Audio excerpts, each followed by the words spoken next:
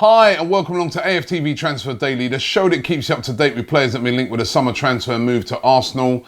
Now, of course, today is the day, of course, when the brand new kit, the new Arsenal kit has been launched, and everybody's been wondering who is going to be in that kit. That's the question we've been asking for several days. It is starting to look like Tierney will become an Arsenal player. Information that I'm getting is that a deal has been now agreed between Arsenal and Celtic.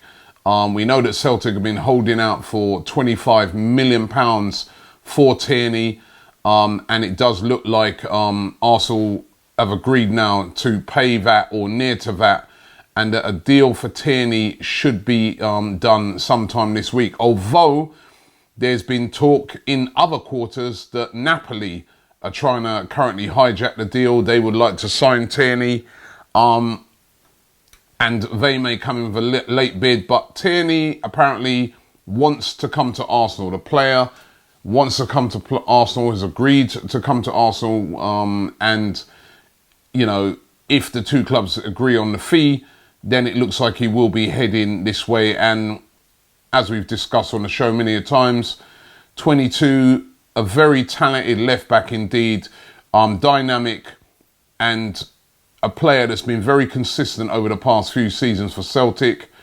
Will he be able to come and turn it on in the Premier League? That'll be something that we'll have to wait and see. But I think Kieran Tierney would be a positive signing at Arsenal. That left back position has been a problem for Arsenal, and hopefully he can be a player that can come in and solve it. And if you think, if, say, Bellerin does, get fully back to fitness, and you've got like a Bellerin on one side and a Tierney on the other side, that does make it a much more dynamic, wing backs going forward. Defensively, I've still, yet to see how good Tierney is defensively, because that also, remember, that's the main job, and that's been the problem for Arsenal, has been defence. But I do think Tierney would be a positive signing. So let's see how that one develops out. Carl Jenkinson could be going the other way. There's been a lot of speculation for a couple of weeks that Celtic are interested in him. There's been claims that Arsenal may use him as part of the deal. I'm not sure if this is going to happen. I'm not sure if Jenkinson will be part of that deal. But there does still seem to be interest from Celtic in Carl Jenkinson. Arsenal, of course, definitely want to offload Jenkinson, who had limited time last season despite there being problems at right back, and he could be heading the other way. I think one thing's for sure, Arsenal definitely looking to move him on this transfer window. What about Yassine Brahimi? Brahimi, talented player, Algerian, who plays for Porto. He's 29 now, but he's available now on a free transfer. And there's claims in some outlets today that Arsenal are in advanced talks to sign the talented midfielder after his contract expired with Porto. Last season, some impressive stats from him. Scored 13 goals and 9 assists in 49 games. He's a very experienced player. And would definitely add something to the midfield of Arsenal. There's been a lot of teams interested in him because Porto wanted to re-sign him, but he's decided to walk away on this free. It's a bit like a Ramsey situation on this free contract. Host of clubs in Turkey interested in him, like Galatasaray, Fenerbahce, Besiktas. They all want him. But the talk is that Brahimi would like to come and play in the Premier League. And as I said, advanced talks. This is according to some outlets that Brahimi is in talks with Arsenal. I think this is another one we're going to have to wait and see on. It's a free transfer, and we know Arsenal, that suits us down to the ground at the moment with the limited budget that we have. But will Brahimi fit into the team? And his wages will be quite high, although we've freed up a lot of wages. Age also might go against him a bit, the fact that he's 29. But as I said, a very experienced player and hungry for a new challenge. May be a decent player for Arsenal to bring in on a free transfer.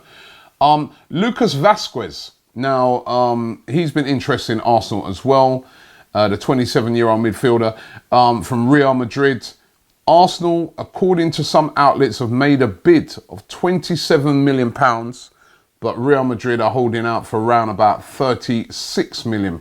Now, I really don't know if there's any substance in this one. You always got to be careful of rumours that come out of Spain. There's so many interested outlets that seem to sort of work on behalf of clubs.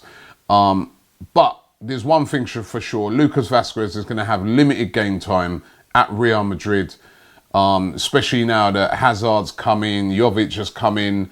It really, I mean, he had limited time last year. But the fact that these two guys have come in, that's going to make it even more limited. I mean, even guys like Gareth Bale, at the moment, their time is limited. So it could be definitely that Real Madrid look to move him on. Whether it'll be Arsenal or not, who knows? Again, would be a decent signing for Arsenal, but nothing definite on that at the moment. Again, a lot of speculation surrounding that. And Malcolm, who was previously at Bordeaux, now at Barcelona. Remember, at the time, Arsenal and Tottenham were really, really interested in signing him. He ended up going to Barcelona, which was a bit of a shock move, and it hasn't worked out for him at all. Hardly any game time at all at Barcelona. We found it really tough there.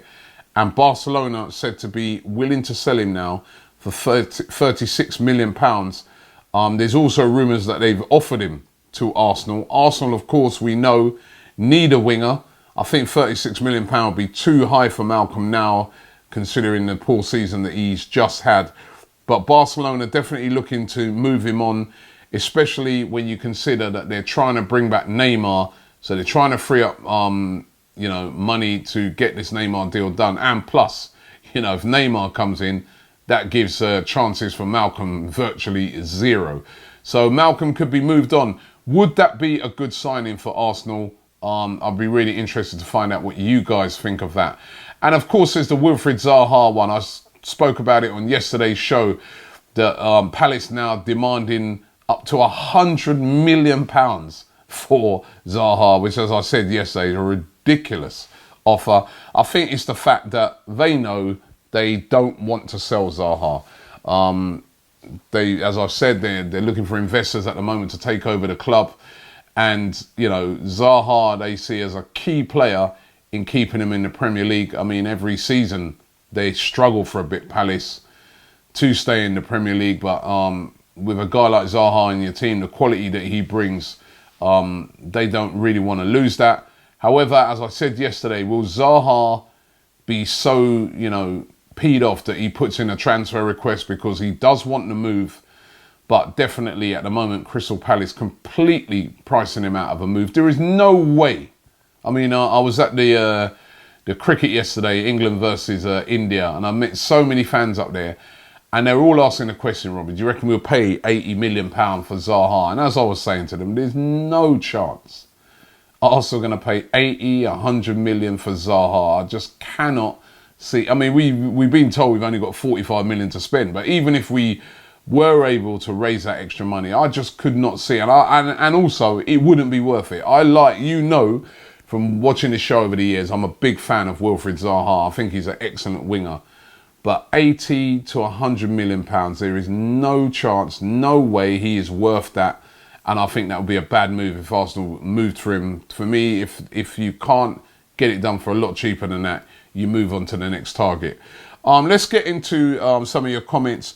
Zeb Nye says, if we got just a portion of the money from the Adidas deal, Emery could get us back in the Champions League and move his club forward 1 or even 2 seasons quicker. It's really, I'd love to see the breakdown of, because the deal's worth 300 million, of how much of that deal is going to Emery to help to fund players. I really would like to see that.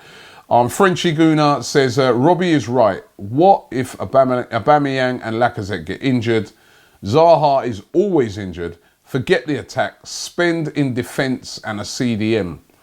That, we're talking about all these attacking players. He is right. I mean, if Tierney comes in, that's a good step.